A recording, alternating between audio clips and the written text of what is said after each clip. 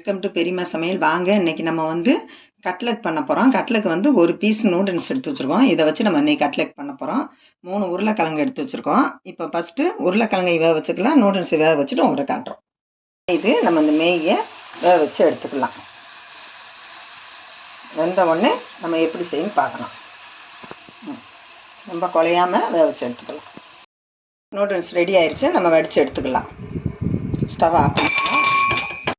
நம்ம கட்லெட்டுக்கு வந்து மேகி வேக வச்சு எடுத்துக்கிட்டோம். அது மாதிரி உருளைக்கிழங்கை வேக வச்சு மதித்து வச்சுக்கிட்டோம்.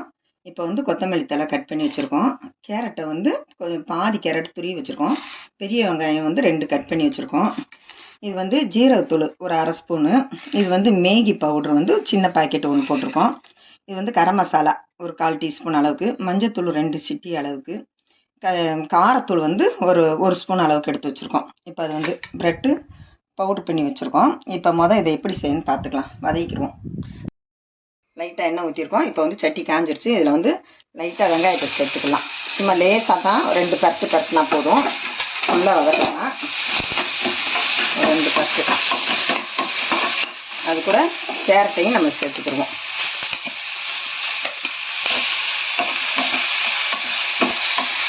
இப்போ இந்த அளவுக்கு வதக்கிடுவோம். ஏன்னா குடிக்கும்போது கொஞ்சம் நல்லாயிருக்கும். அதுக்காக நம்ம ஒரு வதக்கிறோம். இப்போ வந்து அதில் மசாலா எல்லாத்தையும் சேர்த்துக்கலாம்.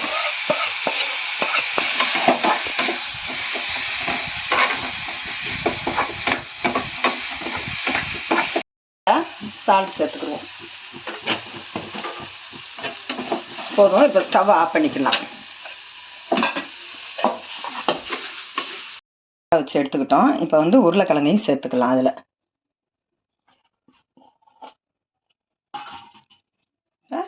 மேகி வேக வச்சு எடுத்துருக்கோம்னா அதையும் சேர்த்துக்கலாம். இதை வந்து மல்லித்தழை கொஞ்சம் சேர்த்துக்குருவோம். உப்பு வந்து நம்ம அந்த காய்க்கு தான் போட்டோம். இது கொஞ்சம் லைட்டாக சேர்த்துக்கலாம்.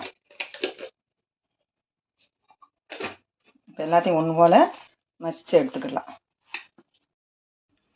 டிஃப்ரெண்ட்டாக அதை குழந்தைய சாப்பிடும்போது பிரித்து சாப்பிடும்போது அது நீட்டாக தெரியும். அதுக்கு நம்ம இந்த மாதிரி பண்ணியிருக்கோம். நல்லா டேஸ்ட்டாகவும் இருக்கும். இந்த அளவுக்கு இருந்தால் போதும். இப்போ ரெடி ஆயிடுச்சு. மாவு கரைச்சி எடுத்துருக்கோம். இப்போ வந்து ப்ரெட் பவுடரும் பொடி பண்ணி வச்சுட்டோம்.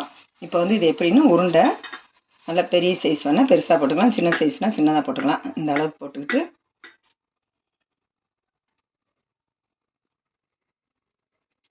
இந்த அளவுக்கு ஒரே ஷேப்பாக இந்த அளவுக்கு போட்டுக்கலாம். இதுமாரி எல்லாத்தையுமே நம்ம ஊற்றி போட்டு வச்சுக்கிடுவோம்.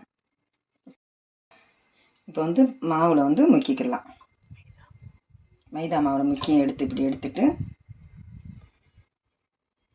இந்த அளவுக்கு இருந்தால் போதும். இப்போ வந்து நம்ம ப்ரெட் பவுடரில் போய் போட்டுக்கலாம்.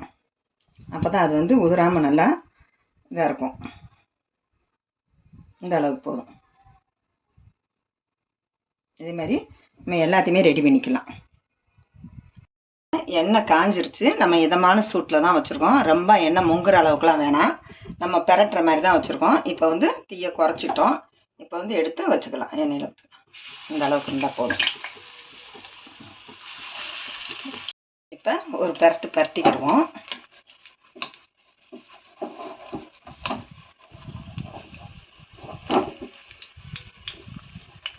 நல்லா கீழே சவந்திருக்கு. அதே மாதிரி இதையும் அதே மாதிரி பரட்டி எடுத்துக்கிடுவோம்.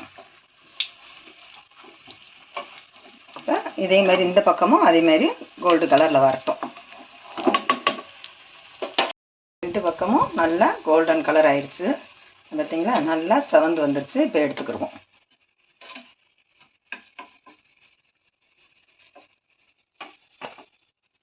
சூப்பராக நல்லா டேஸ்ட்டாகவும் இருக்கும் இந்த மாதிரி செய்யும்போது. இப்போ அடுத்ததையும் போட்டுக்கலாம். இப்போ வந்து நம்ம நூடுல்ஸ் பண்ணுறது வந்து குழந்தைகளுக்காக தான் இந்த மாதிரி இதில் செய்கிறோம். ஏன்னா பசங்களுக்கு வந்து இந்த மாதிரி தான் பிடிக்கும். அதனால் குழந்தை விரும்பி சாப்பிடுவாங்க. இப்போ ஸ்கூல் விட்டு வந்தோம் ஸ்நாக்ஸுக்கு வந்தோடனே நம்ம இந்த மாதிரி செஞ்சு கொடுக்கும்போது ரொம்ப விரும்பி சாப்பிடுவாங்க. நல்லா நமக்கும் ஒரு திருப்தியாக இருக்கும் பிள்ளைகளுக்கு கொடுத்தோம்னு.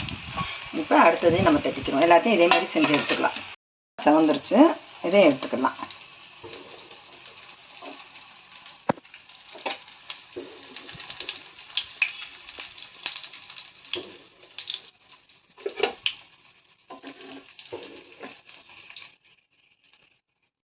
2 பக்கமும் நல்லா கோல்டன் கலர் ஆயிடுச்சு. பார்த்தீங்களா, நல்லா செவந்து வந்துருச்சு. இப்போ எடுத்துக்கிடுவோம்.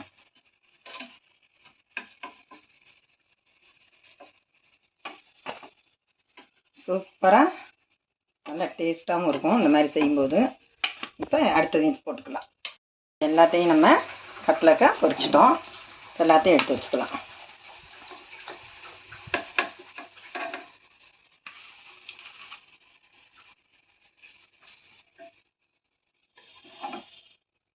ஸ்டவ் ஆஃப் பண்ணிப்பேன். இங்கே பார்த்தீங்களா எவ்வளோ அழகாக உள்ள அந்த மேகியோடது நீட்டாக அழகாக இருக்குது. சாப்பிடவும் செம்ம டேஸ்ட்டாக இருந்துச்சு. நான் போடும்போதே என் பொண்ணு 2 எடுத்து சாப்பிட்ருச்சு. வீடியோ போடுற வரைக்கும் அதனால தாங்க முடியல. பார்த்தோடே ரொம்ப ஆசையாக இருக்கு. 2 சாப்பிட்டாங்க. ரொம்ப ரொம்ப டேஸ்ட்டாக இருக்குது. இதேமாரி நீங்களும் வீட்டில் ட்ரை பண்ணி குழந்தைகளுக்கு கொடுங்க. மறக்காமல் இந்த வீடியோக்கு ஒரு லைக் போட்டுருங்க. பெரியம்மா சமையலுக்கு ஒரு சப்ஸ்கிரைப் பண்ணிடுங்க.